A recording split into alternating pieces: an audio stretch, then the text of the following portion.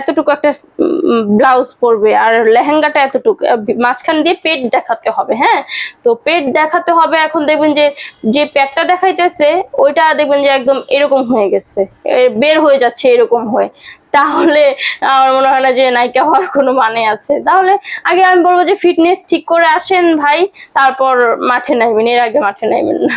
কারণ নায়িকাদের থেকে মানুষ কি শিখবে? যেমন ধরেন আমরা যখন ছোটবেলায় কোনো গান দেখতাম বা হচ্ছে সিনেমা দেখতাম, তখন বলতাম ইস এই নায়িকাটার পেট এত স্লিম কেমনে, দেখছো নায়িকা, তখন আবার আরেকজনের সাথে বলা বলি করতাম যে দেখছো নায়িকারা কত সুন্দর হয়, নায়িকাদের হাত কত সুন্দর, নায়িকাদের পেট কত সুন্দর একদম স্লিম, দেখছো নায়িকাদের ফিগার সবসময় একরকম থাকে। তখন আমরা এগুলো বলা বলি করতাম।